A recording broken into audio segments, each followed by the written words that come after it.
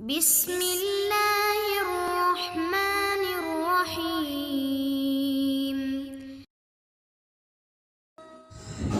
Assalamualaikum warahmatullahi wabarakatuh. Alhamdulillah, jumpa kembali anak-anak bersama Ustadz Rizky. Pada kesempatan kali ini, insya Allah Ustadz Rizky akan berkisah tentang kisah yang ke-10, yaitu kisah Nabi Musa alaihissalam dan malaikat maut. Nah anak-anak, pada kisah kali ini Ustadz Rizky masih melanjutkan kisah yang sebelumnya. Ustadz mengambil kisah ini dari sebuah buku. Bukunya bernama Kisah-Kisah Nubuat dari Nabi Sallallahu Alaihi Wasallam. Buku ini atau kitab ini ditulis oleh Syekh Dr. Umar Sulaiman Al-Ashqar. Baik anak-anak, pada kisah kali ini Ustadz akan menceritakan kisah Nabi Musa alaihissalam dan malaikat maut. Anak-anak, Nabi Musa adalah sosok yang terhormat dan seorang pemimpin yang cerdas yang penuh inspirasi. Nabi Musa mampu memimpin suatu umat yang berwatak kasar dan sering bimbang dalam menghadapi berbagai persoalan. Nah, umatnya Nabi Musa memang seperti itu. Umat Nabi Musa bernama Bani Israel. Kisah ini, kisah Nabi Musa alaihissalam dan malaikat maut, ada dalam banyak hadis. Hadis adalah perkataan dari baginda Nabi Muhammad Sallallahu Alaihi Wasallam yang disampaikan kepada para sahabat, lalu para sahabat menghafalnya, lalu para sahabat menyampaikan kepada murid-muridnya, lalu murid-muridnya nanti menyampaikan kepada orang setelahnya, terus orang setelahnya menyampaikan kepada orang setelahnya lagi, hingga sampailah perkataan Nabi Muhammad Sallallahu Alaihi Wasallam tersebut sampai kepada kita. Nah, itulah yang dimaksud dengan hadis. Nah, anak-anak yang semoga dirahmati Allah Subhanahu wa Ta'ala, kisah ini ada dalam hadis riwayat Imam Al-Bukhari dan Imam Muslim. Nah, kisah ini kisah sahih anak-anak. Jadi ketika nanti kita mendapatkan kisah ini, insya Allah kita bisa menerapkan dalam kehidupan kita sehari-hari. Nah, anak-anak, Nabi Musa alaihissalam adalah seorang nabi yang sangat mulia, dan Nabi Musa alaihissalam termasuk dalam 5 nabi yang terdaftar dalam ulul azmi. Ulul azmi itu nabi yang diuji oleh Allah Subhanahu wa Ta'ala dengan ujian yang sangat berat. Nah, siapakah 5 ulul azmi tersebut? Kalau kita mau urutkan, mudah, kita pakai singkatan. Singkatannya adalah mimin. Mimin. Tapi ini dari belakang ya anak-anak, dari M ya, mimin. Mimin itu kepanjangan dari M Nabi Muhammad, I Nabi Isa, mimin M. Nah, M yang kedua adalah Nabi Musa, mimin I. Nah, I yang selanjutnya adalah Nabi Ibrahim. Mimin huruf terakhir adalah huruf N. N adalah Nabi Nuh alaihi salam.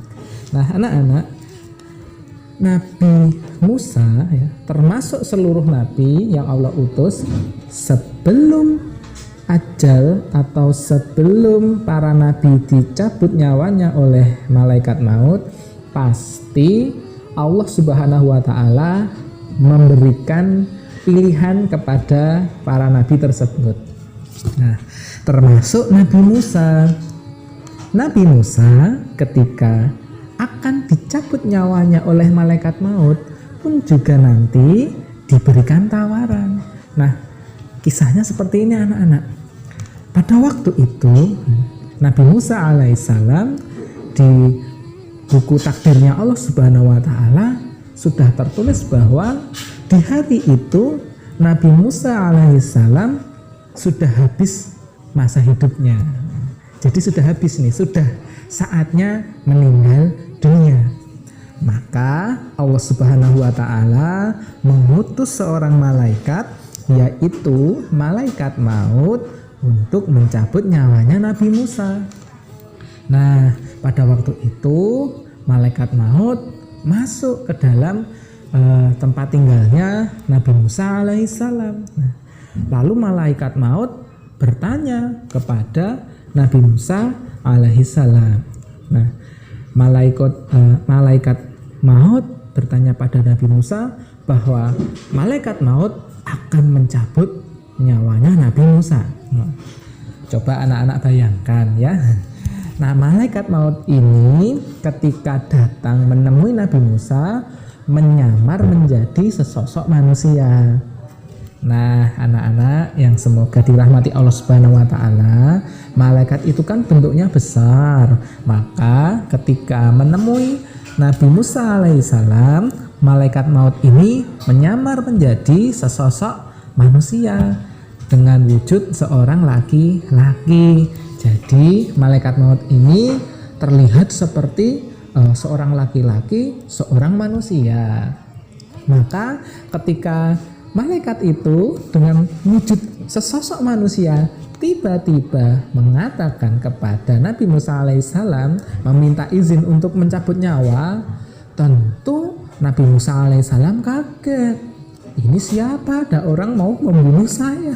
Coba bayangkan anak-anak, ketika kalian ya akan dicabut nyawanya, nyawa Anda sudah habis, saya cabut nyawa Anda ya. Nah, tentu kan kita kaget ya. Nabi Musa pun juga seperti itu. Maka Nabi Musa alaihissalam yang ditanya oleh malaikat maut tadi, yang dalam wujud manusia ditanya akan dicabut nyawanya, ya tentu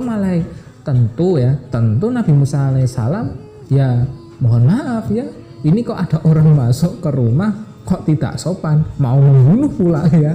Nah, akhirnya Nabi Musa alaihissalam ini memukul orang tersebut. Nah, saking kerasnya pukulan Nabi Musa alaihissalam ketika memukul malaikat yang berwujud manusia tadi, mohon maaf nih anak-anak, mata malaikat tersebut sampai copot.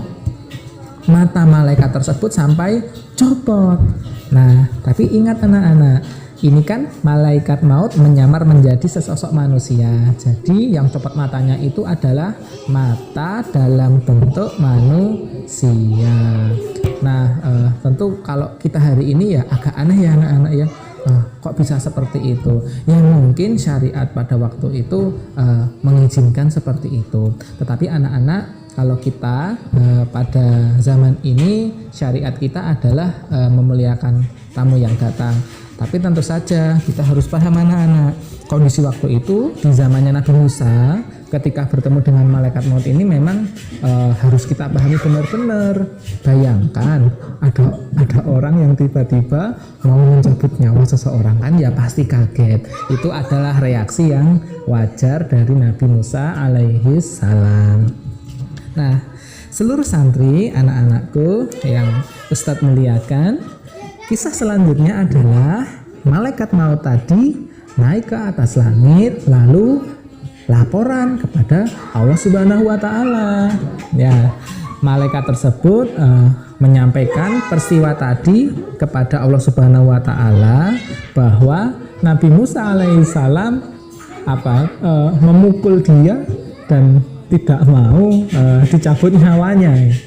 Nah, maka Allah Subhanahu wa taala menyampaikan kepada malaikat maut. Allah Subhanahu wa taala menyampaikan pesan kepada malaikat maut. Allah Subhanahu wa taala berfirman, berkata kepada malaikat maut bahwa Nabi Musa diminta untuk meletakkan tangan di atas punggung kerbau. Nah, selanjutnya anak-anak, malaikat maut menemui Nabi Musa kembali ya, dan menceritakan yang sesungguhnya ya, bahwa dia adalah malaikat, dia diperintah Allah Subhanahu wa taala, sehingga Nabi Musa alaihissalam paham oh ternyata memang waktunya sudah habis, waktu hidup Nabi Musa sudah habis. Maka setelah itu anak-anak, seperti yang Ustadz ceritakan tadi, semua nabi yang Allah utus ke dunia sebelum meninggal pasti diberikan pilihan. Nah, pilihannya anak-anak yang pertama adalah sebelum mati seorang nabi diberikan tambahan umur. Tambahan umur, bisa hidup di dunia sangat lama, bisa menjadi orang yang sangat kaya, bisa menjadi orang yang sangat terpandang di dunia.